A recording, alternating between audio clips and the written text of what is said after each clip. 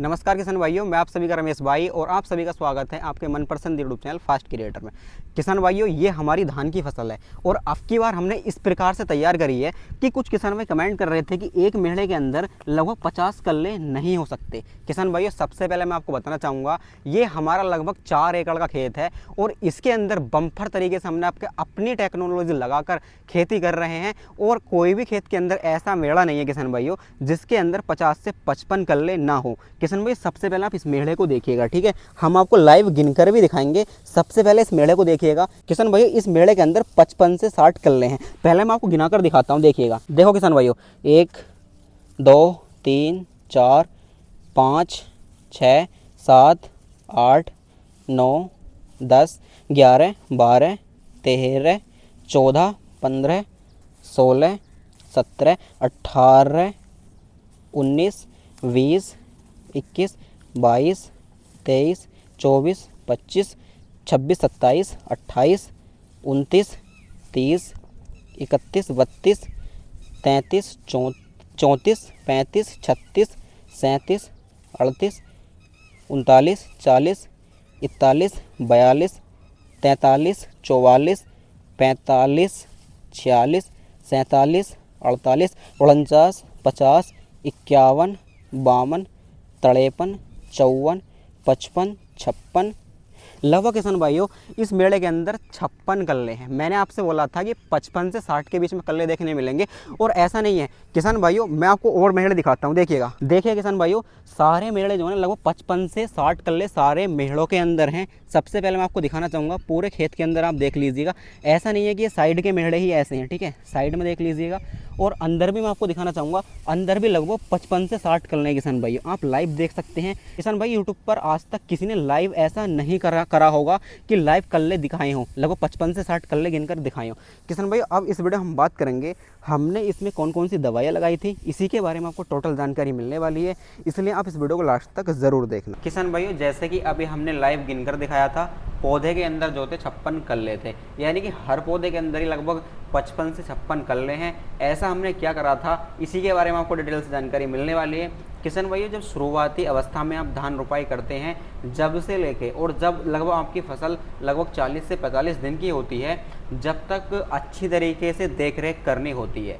यदि इस टाइम आप अच्छी तरीके से देखरेख नहीं करोगे तो आपके पौधे से की जो ट्रिलिंग है वो मात्र 15 से 20 कल्लों की ही रह जाएगी।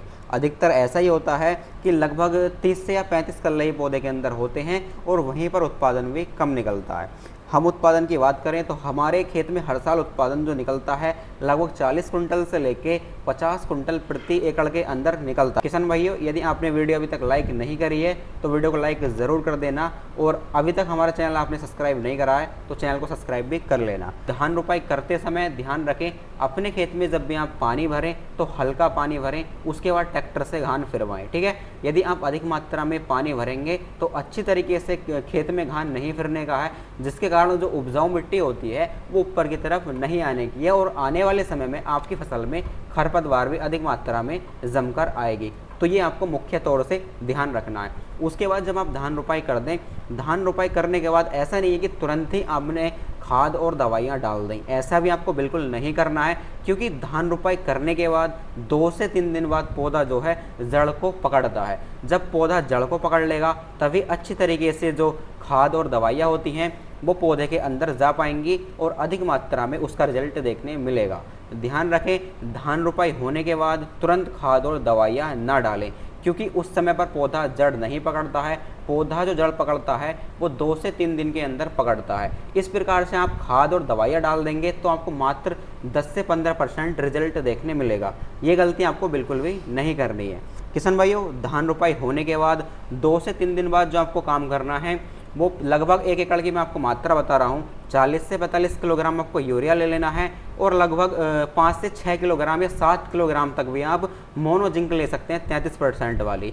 मार्केट में काफ़ी जिंक देख सकते हैं कंपनी की आप, लेकिन आपको जो लेनी है मोनो जिंक लेनी है 33% वाली, जैसे कि आप वीडियो के माध्यम से देख पा रहे हैं, यही आपको लेनी है किसान भाइयों। किसान भाइयों, जब आपकी फसल 15 से 20 दिन की हो जाती है तो उस समय पर ये खाद और दवाइयाँ इस्तेमाल करनी है, काफ़ी बेहतरीन वाला आपको रिजल्ट देखने मिल जाएगा। 2 फार्मूले मैं आपको बताऊँगा, इन 2 फार्मूले का यदि आप इस्तेमाल करते हैं तो गारंटी के साथ मैं कह रहा हूँ आपकी फसल में भी लगभग 55 से 60 किलो का फुटेर होगा। किशन भाई अब बात कर लेते हैं 1 एकड़ की दवाई की मात्रा के बारे में। किशन भाई पहला जो फार्मूला है, जब आपकी फसल 20 दिन की हो जाती है तो उस अवस्था में आपको इस्तेमाल करना है। किशन भाई अब बात कर लेते हैं खाद और दवाइयों के बारे में। किशन भाई जब आपकी फसल 20 से 25 दिन की होती है तो उस अवस्था में आपको ह्यूमिक एसिड लेना है 1 किलो प्रति एकड़ के हिसाब से। किसान भाई ध्यान रखें, लिक्विड में भी आता है और दानेदार फॉर्म में भी आता है। ये आपको दानेदार फॉर्म में ले लेना है, क्योंकि दानेदार फॉर्म में जब आप ह्यूमिक एसिड अपनी फसल में डालते हैं तो काफ़ी अच्छा आपको रिजल्ट देखने मिलता है। इसके बाद आपको 4 किलो फटेरा लेना है कीटनाशक तौर पर,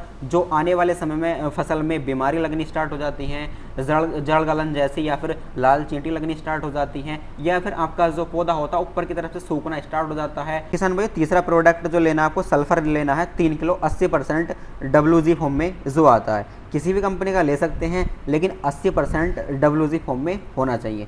3 किलो आपको लेना प्रति एकड़ के हिसाब से, और लगभग 40 से 45 किलोग्राम आपको यूरिया ले लेना है। इन तीनों दवाइयों को मिलाकर अच्छी तरीके से शाम के नंबर में आपको अपने खेत में बखेर देना, अर्थात डाल देना है। ध्यान रखें किसान भाइयों, जब इन खाद और दवाइयों को आप अपने खेत में डालें तो अधिक मात्रा में पानी ना भरें, अर्थात मीडियम पानी भरें।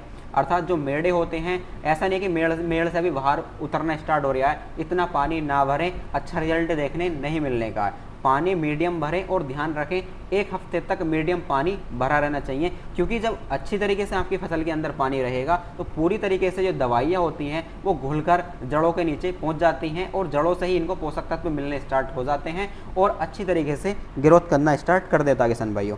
उसके बाद आपको क्या करना है, लगभग 1 हफ्ते के बाद, इसको बखेरने के बाद 1 हफ्ते बाद आपको एक और दवाई लगानी है। आपको बेहतरीन वाला कल्लो का फुटेर देखने मिलेगा किसान भाइयों। किसान भाइयों सिजेंटा कंपनी की जो क्वांटिक्स आती है उसके अंदर क्या क्या पाया जाता है उसके बारे में बात कर लेते हैं।